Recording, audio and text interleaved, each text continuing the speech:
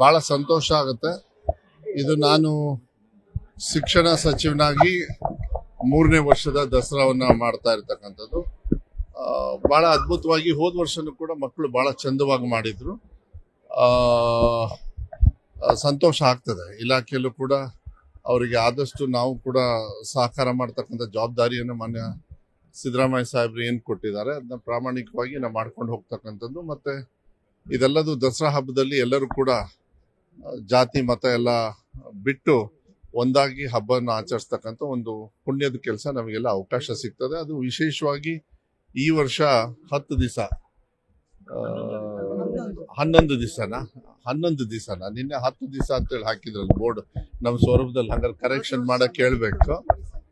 ಅದೇನೋ 400 ವರ್ಷದೊಳಗೆ ಒಂದ್ಸತಿ ಬರುತ್ತೆ ಅಂತ ಹೇಳ್ತಾ ಇದ್ರು. ಆಗ್ಲಿ, ಬಹಳ ಸಂತೋಷ ಆಗುತ್ತೆ. ಮಕ್ಕಳಿಗೆ ಕಲೆಯ ಒಂದು ಅಭಿರುಚಿಯನ್ನ ಮತ್ತೆ ಅದು ಬರ್ತಕ್ಕಂಥದ್ದು ಲೀಡರ್ಶಿಪ್ ಕ್ವಾಲಿಟಿ ಬರ್ತದೆ. ಮತ್ತೆ ಕಲಿಕೆಯಲ್ಲಿ ನಾನು ಪ್ರಾಮಾಣಿಕವಾಗಿ ಅವ್ರಿಗೆ ಏನ್ ನನ್ನ ಕೆಲಸ ಬರಬೇಕು. ಸಮಸ್ಯೆಗಳು ತುಂಬಾ ಇದಾವೆ, ಇಲ್ಲ ಅಂತ ಹೇಳಲ್ಲ. ಹಂತವಾಗಿ ಒಂದು ಹಂತಕ್ಕೆ ಬರ್ತಾ ಇದೆ. ಈ ಸತಿ ಕರ್ನಾಟಕ ಪಬ್ಲಿಕ್ ಶಾಲೆಯನ್ನ ನಮ್ಮ ಬಜೆಟ್ ಅಲ್ಲಿ 500 ಇದ್ರು ಕೂಡ ಈಗ 800 ಸ್ಯಾಂಕ್ಷನ್ ಆಗಿರ್ತಕ್ಕಂಥದ್ದು ತಮ್ಗೆ ಗೊತ್ತಿದೆ ಮೊನ್ನೆ ಕ್ಯಾಬಿನೆಟ್ ಅಲ್ಲಿ. ಇದೆಲ್ಲ ಮತ್ತೆ ಕಲಿಕೆಗೆ ಈ ವರ್ಷ ಒತ್ತನ್ನ ಹೆಚ್ಚು ಕೊಡ್ತಾ ಇದ್ವಿ. ಎಲ್ಲ ಹೋಗಿ ಮುಗಿಸ್ಕೊಂಡು ಬಂದ್ವಿ. ನಿನ್ನೆ ಶುರು ಆಯ್ತು.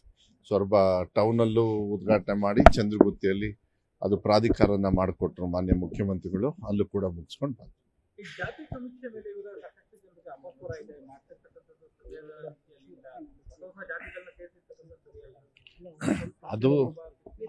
ಅದನ್ನ ಮತ್ತೆ ನೀವು ಪ್ರಶ್ನೆ ಯಾಕೆ ಕೇಳ್ತೀರಿ ಅಂತ ಗೊತ್ತಿಲ್ಲ. ಯಾಕೆಂದ್ರೆ ಅದು ಕ್ರಿಶ್ಚಿಯನ್ ಇದನ್ನ ತೆಗ್ದಿದೀವಿ ಅಂತ ಮಾನ್ಯ ಮುಖ್ಯಮಂತ್ರಿಗಳು ಹೇಳಿದ್ದಾರೆ. ಅದು ಹೇಳಿದ್ಮೇಲೆ ನಾನು ಉತ್ತರ ಕೊಡ್ತಕ್ಕಂಥದ್ದು ಪ್ರಶ್ನೆನೇ ಬರಲ್ಲ. ಇದು ಕ್ಯಾಬಿನೆಟ್ ಅಲ್ಲಿ ಕೂಡ ಚರ್ಚೆ ಆದಾಗ ಅದು ಎಲ್ಲರೂ ಕೂಡ ಆ ರೀತಿಯನ್ನು ಹೇಳಿರ್ತಕ್ಕಂಥದ್ದು. ಇನ್ನೊಂದು ವಿಚಾರ ಹೇಳಿದ್ರೆ ಗೊಂದಲ ಇದೆ ಅಂತ ಹೇಳಿ. 1 ದಿವಸ ಆಗಿಲ್ಲಪ್ಪ, ಎಷ್ಟು ಗೊಂದಲ ನಿಮಗೆ ಗೊತ್ತಾಗಿದೆ? ಅಲ್ಲ ಒಂದ್ ನಿಮಿಷ ಯಾರು ಯಾರು ಆರೋಪ ಮಾಡೋರು? ಯಾರು ಕರ್ಕ ಬನ್ನಿ. ನಾ ಎದುರುಗಡೆ ನಾ ಮಾತಾಡ್ತೀನಿ. ಆ ಕಾಲಮ್ ನೋಡಿದಾರಾ? ಕಾಲಮ್ ಅಲ್ಲಿ ನೋಡಿ. ಹಿಂದೂ ಹೆಂಗೆ ಕಮ್ಮಿ ಮಾಡಕ್ಕಾಗ್ತದೆ? ಯಾರಿಂದ ಸಾಧ್ಯ ಆಗುತ್ತೆ? ಅದು ಅಸಾಧ್ಯದ ಕೆಲಸ. ಆ ಕೆಲಸ ಇಲ್ಲಿ ಮಾಡೋದೇ ಇಲ್ಲ. ಯಾರ್ಯಾರು ಆ ಜಾತಿ ಧರ್ಮದಲ್ಲಿದ್ದಾರೆ ಅವರವರಿಗೆ ಅವಕಾಶಗಳನ್ನ ಕೊಡ್ತಕ್ಕಂಥ ವಿಚಾರಗಳನ್ನ ಹೇಳ್ತೀನಿ ಕೇಳಿ. ಇದು ಜಾತಿ ಗಣತಿ ಅಲ್ಲ. ಫಸ್ಟ್ ಆಫ್ ಆಲ್ ಏನು ಬಿಜೆಪಿಯವರು ಸೆಂಟ್ರಲ್ ಇಂದ ಮಾಡ್ತಾ ಇದಾರಲ್ಲ ಅದು ಜಾತಿ ಗಣತಿ. ಶೈಕ್ಷಣಿಕವಾಗಿ, ಸಾಮಾಜಿಕವಾಗಿ, ಆರ್ಥಿಕವಾಗಿ ವ್ಯವಸ್ಥೆನ ಯಾವ ವ್ಯವಸ್ಥೆಯಲ್ಲಿ ಇದ್ದೀರಿ ಅಂತ ಹೇಳಿ ನೋಡ್ಬಾರ್ದ? ಅದನ್ನ ಮಾನ್ಯ ಸಿದ್ದರಾಮಯ್ಯ ಅವರು ಈ ಗ್ಯಾರಂಟಿಗಳು ಕೊಟ್ವಿ. 2023 ನಾನೇ ಪ್ರಣಾಳಿಕೆ ಉಪಾಧ್ಯಕ್ಷ. ಇದನ್ನ ಯಾರು ವಿರೋಧ ಮಾಡಿದ್ರು? ಇದೇ ಬಿಜೆಪಿಯವರು. ವಿಧಾನಸಭೆಯಲ್ಲಿ ಬಹಳ ಖುಷಿಯಾಗಿ ಆನಂದವಾಗಿ ತಗೊಂಡಿದ್ರು. ಇನ್ನೂ ಜಾಸ್ತಿ ಏನಾದ್ರು ಕೊಡಕ್ಕಾದ್ರೂ ಕೊಡ್ರಿ ಅಂತಾರೆ. ಯಾಕೆ ಇವ್ರಿಗೆ ನಾಚಿಕೆ ಮಾನ ಮರ್ಯಾದೆ ಇಲ್ವೇ? ಇದನ್ನ ಕಾಪಿ ಹೊಡೆದ್ರಲ್ಲ, ಸೆಂಟ್ರಲ್ ಗೌರ್ಮೆಂಟ್ ಅಲ್ಲಿ ಕಾಪಿ ಹೊಡೆದ್ರಲ್ಲ ಬೇರೆ ಬೇರೆ ಕಡೆಗೆ. ಕೆಲವು ಕಡೆಗೆ ಇನ್ಸ್ಟಾಲ್ ಮಾಡಿದಾರೆ ಅದನ್ನ, ಕೆಲವು ಕಡೆಗೆ ಆ ಕಾರ್ಯಕ್ರಮ ಕೊಟ್ಟಿಲ್ಲ ಅವರು. ಇದ್ರ ಬಗ್ಗೆನೂ ಚರ್ಚೆ ಮಾಡ್ಬೇಕಲ್ಲ. ನಾ ಹೇಳ್ತಾ ಇದ್ದೀನಿ ಕೇಳಿ. ನಾನು ಇಷ್ಟೇ ಮನವಿ ಮಾಡೋದು. ಗೊಂದಲ ಸೃಷ್ಟಿಯಾಗಿರ್ತಕ್ಕಂಥ ಪ್ರಶ್ನೆ ಕೇಳಿದಾಗ ಸ್ವಾಭಾವಿಕವಾಗಿ ನೀವು ಮಾಧ್ಯಮದವ್ರು ನಮಗೆ ಕೇಳ್ತೀರಿ. ನಾವು ಉತ್ತರ ಕೊಡಿದ ತಕ್ಷಣ ಏನಾಗುತ್ತೆ, ಗೊಂದಲ ಜಾಸ್ತಿ ಕಂಡಂಗೆ ಕಾಣಿಸುತ್ತೆ. ಗೊಂದಲ ಬೇಡ ಎಲ್ಲರಿಗೂ ಕೂಡ. ನಾನು ನಿನ್ನೆ ಶಿವಮೊಗ್ಗದಲ್ಲಿ ನಾನೇ ಹೋಗಿ ಟೀಚರ್ಸ್ ಜೊತೆಗೆ ಮಾತಾಡಿ ಟೀಚರ್ಸ್ಗೂ ಕೂಡ ಮಾತಾಡಿದೆ. ನಿಮಗೇನಿದೆ? ಇಲ್ಲ ಸರ್, ಇದು ಬಹಳ ಒಳ್ಳೇದು. ಯಾಕೆಂದ್ರೆ ಎಲ್ಲ ಜಾತಿ ಸಮಾಜದವರು ಧರ್ಮದವರು ಇರ್ತಾರೆ. ಅದಕ್ಕೆ ನಾ ಹೇಳೋದು, ಇದು ನಿಮ್ಮ ಸ್ಥಿತಿಗತಿಯನ್ನ ನೋಡಿ ಸರ್ಕಾರಗಳು ನಿಮಗೆ ಯಾವ ರೀತಿ ಸಹಕಾರ ಮಾಡಬೇಕು ಅನ್ನೋದನ್ನ ನೋಡೋದಕ್ಕೆ ಇದು ಒಳ್ಳೆ ವ್ಯವಸ್ಥೆ. ಎಲ್ಲ ಜನರಿಗೂ ಕೂಡ ನಾನು ಮನವಿಯನ್ನು ಮಾಡ್ಲಿಕ್ಕೆ ಇಷ್ಟಪಡ್ತೀನಿ. ಇದರಲ್ಲಿ ಪಾಲ್ಗೊಳ್ಳಿ, ಒಳ್ಳೆ ಮಾಹಿತಿಯನ್ನ ತಗೊಳ್ಳಿ. ಈ ಸಮೀಕ್ಷೆ ಮಾಡ್ತಾ ಇರ್ತಕ್ಕಂಥ ನಿಮ್ಮ ವ್ಯವಸ್ಥೆಗೆ ಹೊರತು ಬೇರೆದಕ್ಕಲ್ಲ. ಇವರು ಬಿಜೆಪಿಯವರು ಅಲ್ಲಿ ಮುಗೀತು. ಈಗ ಬಿಜೆಪಿಯವರು GST ಲಾಡು ತಿನ್ನಿಸ್ತಾ ಇದ್ದಾರೆ. ಎಷ್ಟು ಜನರಿಗೆ ಇಡ್ಲಿಯಲ್ಲಿ GST ಕಮ್ಮಿ ಆಯ್ತು? ಎಷ್ಟು ಲಾಡುಗಳದ್ದು ಕಮ್ಮಿ ಆಯ್ತು? 2.5 ಲಕ್ಷ ಕೋಟಿ ಕಮ್ಮಿ ಆಗಿದೆ ಅಂತೇಳಿ ಫೈನಾನ್ಸ್ ಮಿನಿಸ್ಟರ್ ಮಾತಾಡ್ತಾ ಇದ್ದಾರೆ ಅಲ್ವಾ? 2.5 ಲಕ್ಷ ಕೋಟಿ, 57 ಲಕ್ಷನ 58 ಲಕ್ಷ ಕೋಟಿಯಲ್ಲಿ 2.5 ಲಕ್ಷ ಕೋಟಿ. ಕರ್ನಾಟಕ ರಾಜ್ಯದ ಪಾಲು ಎಷ್ಟು ಅಂತ ಹೇಳಿ ಯಾರಾದ್ರೂ ಈ ಬಿಜೆಪಿಯವ್ರು ಹೋಗಲ್ಲಿ ಧ್ವನಿ ಎತ್ತಿದಾರ? 11 ಲಕ್ಷ ಕೋಟಿ ಹೋಗ್ತಾ ಇದೆ. ಅದಕ್ಕೆ ಎಷ್ಟು ಕಮ್ಮಿ ಆದ ತಕ್ಷಣ ನಿಮಗೆಲ್ಲ ನಾನು ಹೇಳ್ತೀನಿ ಕೇಳಿ. ಡಿವೈಡ್ ಮಾಡಿ, ನಿಮ್ಮ ಹತ್ರ ಕ್ಯಾಲ್ಕುಲೇಟರ್ ಇದೆ, ಆರಾಮಾಗಿ 2 ನಿಮಿಷ ಡಿವೈಡ್ ಮಾಡಿ. 57 ರೂಪಾಯಿ ವರ್ಷಕ್ಕೆ 57 ರೂಪಾಯಿ ನಿಮ್ಮ ಏನು ನಮಗೆ ಹೊರೆ ಅಂತ ಹೇಳ್ತಾರಲ್ಲ, ಇಡೀ ಭಾರತ ದೇಶದೊಳಗೆ ನೀವು ಡಿವೈಡ್ ಮಾಡಿದ್ರೆ ಅದು ಹೊರ ಇಳಿಸಿರೋದು ಬರೀ 57 ರೂಪಾಯಿ 50 ಪೈಸಾ ಮಾತ್ರ, ಅದಕ್ಕಿಂತ ಕಮ್ಮಿ ಮಾಡಿಲ್ಲ. ಅರೆ ಅದು ಮಾನ್ಯ ಸಿದ್ದರಾಮಯ್ಯರು ತಿಂಗಳಿಗೆ ನಿಮಗೆ 2,000 ರೂಪಾಯಿ ಕೊಡ್ತಾ ಇರಲ್ರಿ, ಅನ್ನಭಾಗ್ಯಲ್ಲಿ ಕೊಡ್ತಾ ಇದಾರಲ್ರಿ. 200 ಯೂನಿಟ್ ನಿಮಗೆ ಫ್ರೀ ಕರೆಂಟ್ ಮಾಡಿ ಮನೆ ಬೆಳಕು ಮಾಡಿಲ್ವಾ? ಇಷ್ಟು ವರ್ಷ ಬಂಗಾರಪ್ಪಾಜಿಯವರು ಪುಕ್ಷಟೆ ಕರೆಂಟ್ ಕೊಟ್ಟು ನಿಮ್ ತೋಟ ಏನು ಹಸಿರಾಗಿರೋದು ಏನು ಬಿಜೆಪಿಯವ್ರ ಕಾರ್ಯಕ್ರಮನ? ಭೂ ಹಕ್ಕು ಕೊಟ್ಟಿರೋದು ದೇವರಾಜ ಅರಸು ಅವರು, ಅದನ್ನು ಮುಂದುವರಿಸಿದ್ದು ಬಂಗಾರಪ್ಪ ಅವರು. ಆ ಬುಕ್ ಇದಕ್ಕೂ ಕೂಡ ಫ್ರೀ ಕರೆಂಟ್ ಕೊಟ್ಟಿದ್ದು ಇದೇ ಕಾಂಗ್ರೆಸ್ ಅವರು. ಇಂಥದ್ನ ಚರ್ಚೆ ಮಾಡೋದಿಲ್ಲ ಇವರು. ಯಾವ್ದಾದ್ರು ಗಣೇಶ ಹಬ್ಬ ಆಯ್ತು ಅಂದ್ರೆ ಏನಾದ್ರು ಗಲಾಟೆ ಆದ ತಕ್ಷಣ ಇಡೀ ದೇಶಕ್ಕೆ ಹಂಗೆ. ಅದೆಲ್ಲ ಬಿಡ್ಬೇಕಾಗತ್ತೆ. ಯಾವ್ದೇ ಕಾನೂನು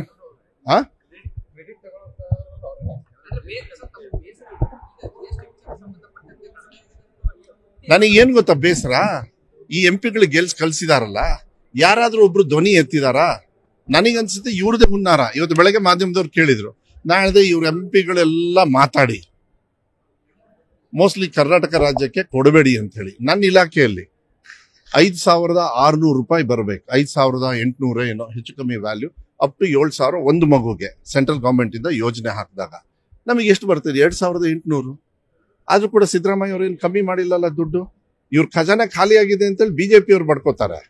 ಆದ್ರೆ ಹಂಗಾರೆ ನಂದು 33,000ದಿಂದ 37,000ದಿಂದ ಮತ್ತೆ ಇವತ್ತು ಈ ವರ್ಷ 47,000 ಹೆಂಗಾಯ್ತು? ಹಂಗೆ ಬಂದ್ಬಿಡುತ್ತಾ? 1 ಮೊಟ್ಟೆಯಿಂದ 6 ಮೊಟ್ಟೆ ಎಲ್ಲಿಂದ ಬಂತು? 1 ಮೊಟ್ಟೆಯಿಂದ 2 ಮೊಟ್ಟೆ ಸಿದ್ದರಾಮಯ್ಯ ಸಾಹೇಬ್ರು ಮಾಡಿದ್ರು, ಇನ್ನು 4 ಮೊಟ್ಟೆನ ನಾನು ಅಜೀಂ ಪ್ರೇಮ್ಜಿ ಅವರಿಂದ ತಗೊಂಡು ಬಂದೆ. ಹಂಗಾರೆ ಹೆಂಗ್ ಬಂತು? ಈಗ ಹಾಲಲ್ಲಿ ನಾವು ಏನು ರಾಗಿ ಮಾಲ್ಟ್ ಕೊಡ್ತಾ ಇದ್ವಿ, ಬರೀ 3 ದಿವಸ ಕೊಡ್ತಾ ಇದ್ವಿ, ಅವ್ರು ಫ್ರೀಯಾಗಿ ಕೊಡ್ತಾ ಇದ್ರು. ಈಗ ನಾವು ಅದನ್ನ ದುಡ್ಡು ಕೊಟ್ಟು 2 ದಿವಸ ನಾವು ತುಂಬಿಸಿದ್ವಲ್ಲ. ಯಾಕೆ ಮಕ್ಕಳಿಗೆ ಹಾಲಲ್ಲಿ ಪೌಷ್ಟಿಕತೆ ಕೊಡಬಾರ್ದು? ಯಾಕೆ ಇವ್ರಿಗೆ ಹೊಟ್ಟೆ ಕಿಚ್ಚ ಅಂತ? ಅದೇಂಗೆ ಖಜಾನೆ ಖಾಲಿ ಆದ್ರೆ ಆಗ್ತದೆ?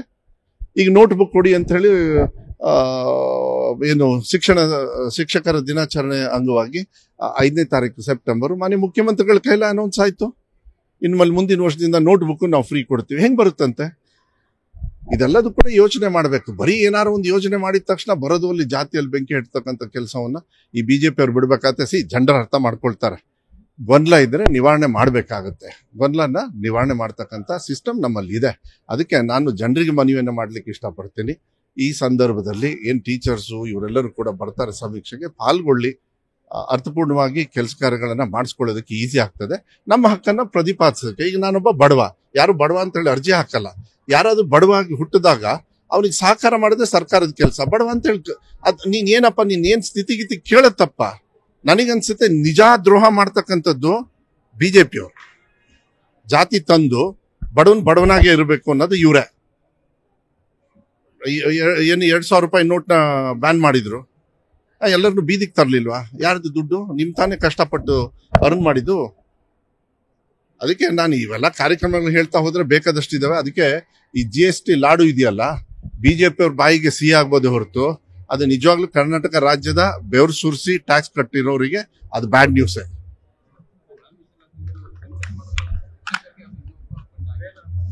ಏನಂದ್ರೆ ಶಿಕ್ಷಕರಿಗೆ ಇನ್ನೂ ಪೇಮೆಂಟ್ ಆಗಿಲ್ಲ. ಅದು ನೋಡ್ತೀನಿ, ನಂಗೆ ಗೊತ್ತಿಲ್ಲ. ಕೊಡ್ತಾರೆ, ಅದೆಲ್ಲ ಹಂಗೇನಿಲ್ಲ. ಅದೇನೋ ಒಂದು ಕೆಲಸದ ಏನಂದ ನಂದು ಬಹಳ ದೊಡ್ಡ ಇಲಾಖೆ, ಅದು ದುಡ್ಡಿಗೆಲ್ಲ ಏನ್ ಕೊರತೆ ಅಲ್ಲ, ಅದಕ್ಕೆಲ್ಲ ಇಟ್ಟಿರ್ತಾರೆ. ಈಗಲೂ ಅಷ್ಟೇ ಏನ್ ಸೆನ್ಸಸ್ ಮಾಡ್ತಾರಲ್ಲ ಅದೆಲ್ಲ ಸರ್ಕಾರದಲ್ಲಿ ದುಡ್ಡು ಇಟ್ಟಿದ್ದಾರೆ, ಕೊಡ್ತಾರೆ. ಅದೇ ಇಟ್ಸ್ ಎ ಸ್ಮಾಲ್ ಇಶ್ಯೂ. ಹಂಗೇನಾದ್ರು ಇದ್ರೆ ನಾನೇ ಸರಿ ಮಾಡ್ತಕ್ಕಂಥ ವ್ಯವಸ್ಥೆನ ಮಾಡ್ತೀನಿ. ಓಕೆ, ದಯವಿಟ್ಟು ಒಳಗಡೆ ಬರ್ರಪ್ಪ. ನ್ಯೂಸ್ ಫಸ್ಟ್ ನಿರ್ಭೀತಿಯಿಂದ ನಿಮ್ಮ ಪರವಾಗಿ.